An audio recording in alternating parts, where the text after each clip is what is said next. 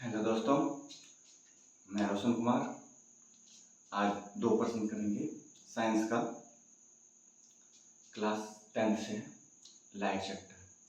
तो आशा करता हूँ आप सबको अच्छा लगेगा वीडियो, तो पूरा देखिएगा वीडियो तो ही समझ में आएगा। तो स्टार्ट करते हैं, और लर्निंग बाय पॉइंट चैनल को सब्सक्राइब भी करें ताकि मैं ज़्यादा से ज़्यादा वीडियो आपके सामने ला सकूँ। तो स्टार्ट करते हैं। पहला क्वेश्चन कहता है कि find the focal length of a convex mirror whose radius of curvature is 32 centimetre. यानी फोकल लेंथ कह रहा है कॉन्वेक्स मिरर। कॉन्वेक्स मिरर होता कैसे है?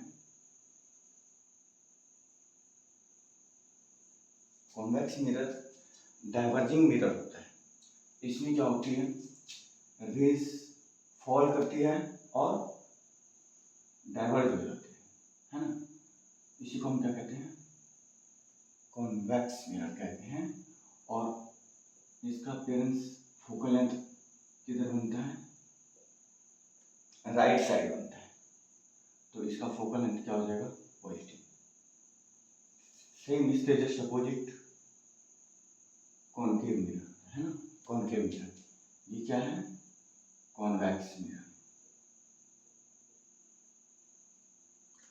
ये कॉनकेव मिरर है।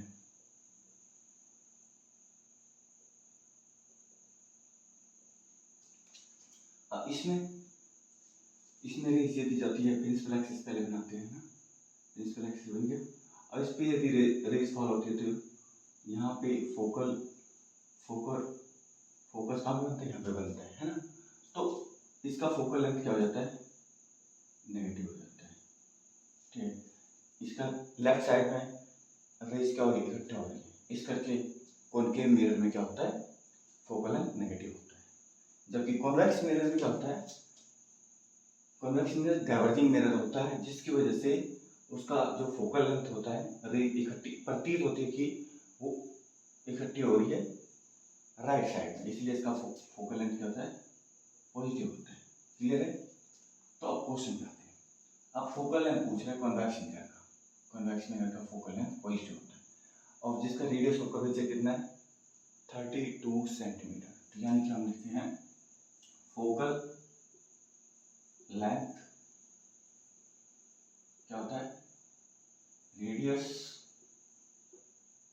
Of curvature, radius of curvature upon में 2 होता है।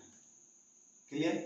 तो अब रेडियस ऑफ कर्वेचर 32 सेंटीमीटर है, तो इसको 2 से डिवाइड कर देते तो 16 सेंटीमीटर होगा। ठीक है। ये भी किसका आएगा? पॉजिटिव का आएगा, क्योंकि हमने भी पढ़ा फोकल लेंथ क्या होता है? पॉजिटिव होता है। क्यों होता है? रीजन भी हमने जाना भी, क्योंकि focal length right hand side में बनता है, कॉनकेव में लेफ्ट हैंड साइड में बनता है। इस करके फोकल लेंथ पॉजिटिव और नेगेटिव होता है कॉन्वेक्स और कॉनकेव मिरर का रिस्पेक्टिवली। तो ये पहला सम था, बहुत ही आसान था।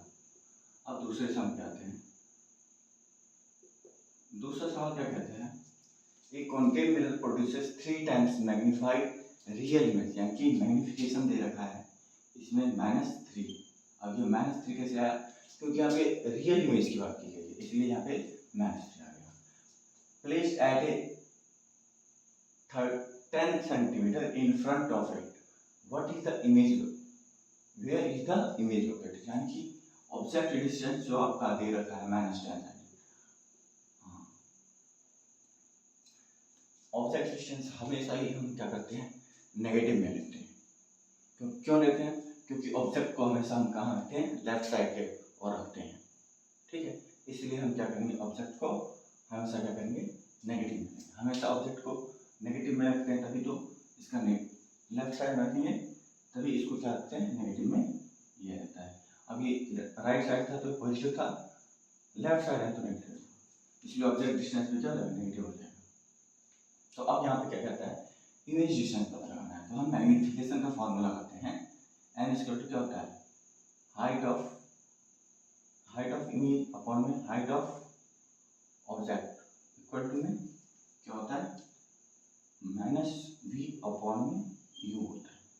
तो अब हमें दिया हुआ मैग्नीफिकेशन 3 है, ठीक है, 3। इक्वल टू माइनस वी अपने को निकालना है अपॉन में यू कितना है -10 और जो मैग्निफिकेशन है वो माइनस में है, ठीक है।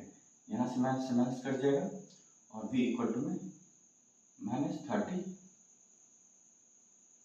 सेंटीमीटर आ जाएगा। क्लियर है?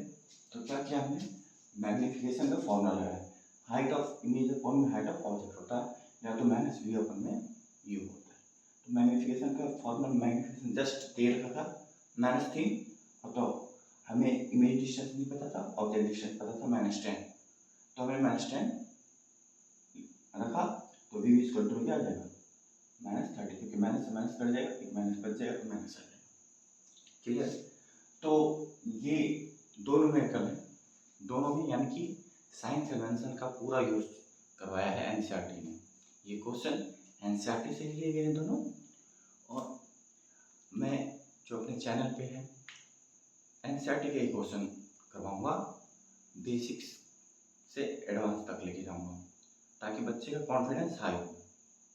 कई बच्चे न्यूमेरिकल से पीछे हटते हैं, लेकिन न्यूमेरिकल करने से और इंटरेस्ट बढ़ता है, मज़ा आता है यदि आप कंसेप्ट समझ लो तो।